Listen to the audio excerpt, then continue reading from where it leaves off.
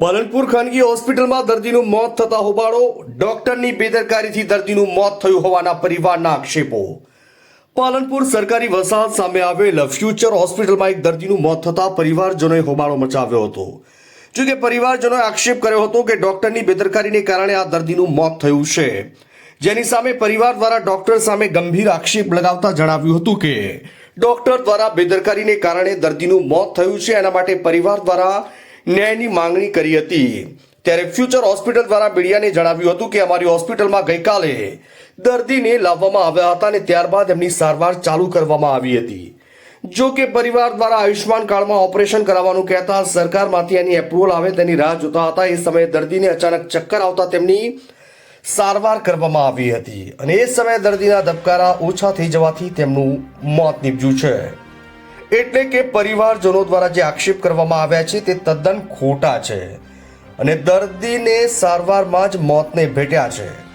પરિવાર કોઈ વાત માનવા તૈયાર નથી. પરિવાર દ્વારા પોલીસને પણ જાણ કરવામાં આવી છે. હવે તપાસ બાદ ખબર પડશે કે સત્ય શું છે. Bureau chief Hargovan Chauhan, Banaskantha.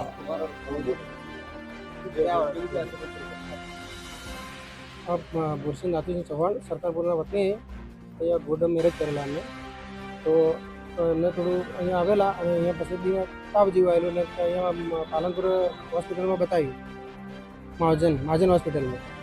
તેઓ રિપોર્ટ કર્યા તો ત્યાંથી એવું જણાવવા આવેલું ડૉક્ટર સાહેબને કહેવું કે અંદર માથાની અંદર પાણી ભરાયું છે, તો ન્યુરોસર્જનને બતાવો.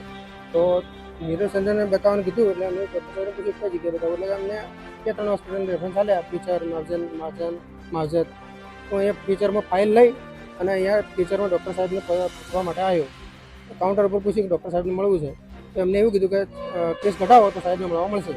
એને 700 રૂપિયા લઈને કેસ કઢાવ્યા પછી સાહેબને મળ્યો, અંદર ફાઇલ બતાવી તો સાહેબ આ કન્ડિશન છે, તો પેશન્ટને શું કરવું, શું કન્ડિશન તમે જોઈને ફોન કર્યા.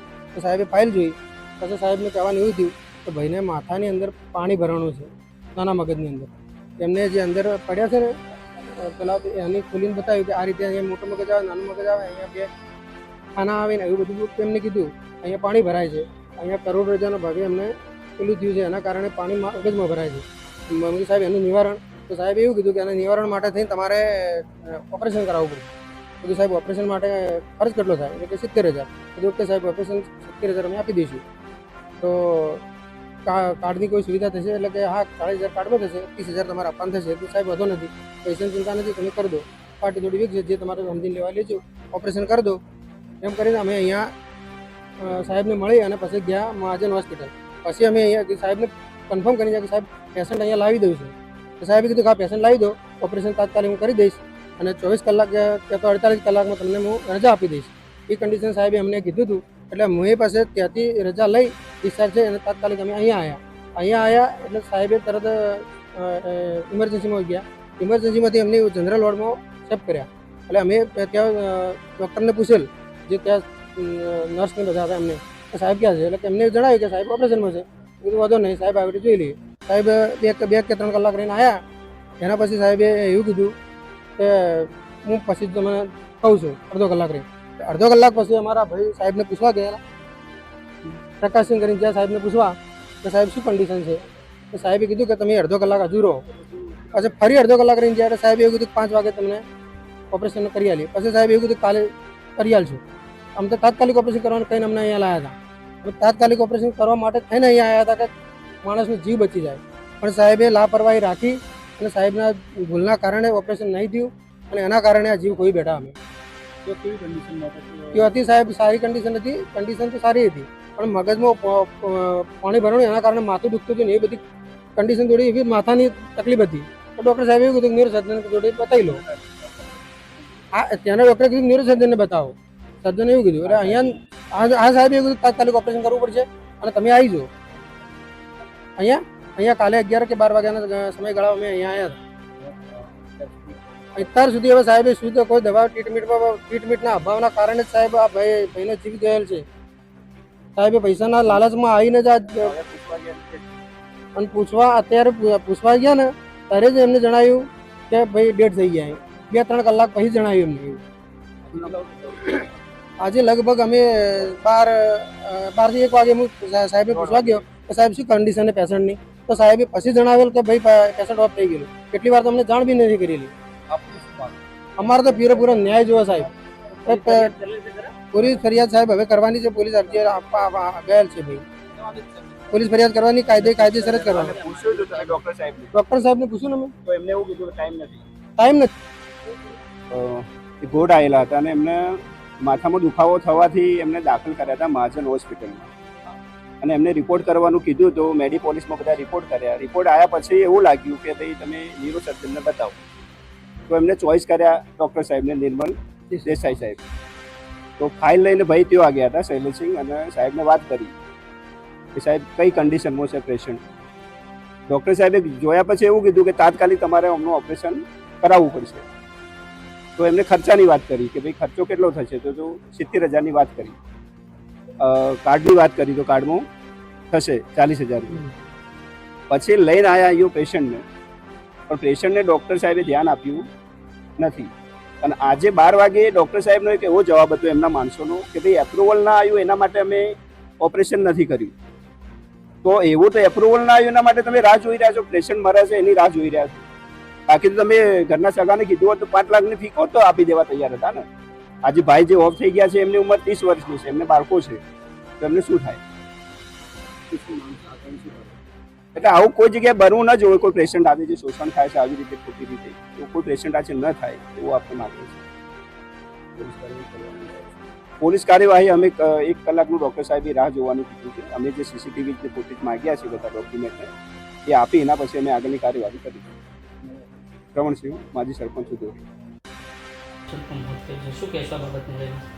દર્દી નામે ચૌહાણ ભૂરસિંહભાઈ, એમને છેલ્લા 15-20 દિવસથી માથું દુખાવો, ચક્કર, ઉલટી, ઉપકાર આ બધા લક્ષણોની બધી તકલીફો થઈ ગઈ. એના માટે નાના મોટા દવાખાનામાં એમને ઓલરેડી ટ્રીટમેન્ટ ચાલુ હતી. છેલ્લા 3 દિવસથી 30 તારીખથી મહાજન હોસ્પિટલમાં આ કારણ માટે દાખલ કરવામાં આવી. અને ગઈકાલે સવારે અમને રિપોર્ટ સાથે, દર્દી વગર રિપોર્ટ સાથે બતાવવા લઈને આવ્યા. રિપોર્ટ બતાવવા એમના સગા, જેમાં જાણવા મળ્યું કે મગજની અંદર પાણીનો ભરાવો થાય અને જે માટે પાણી કાઢવાનું ઓપરેશનની કરવાની જરૂર પડી શકે.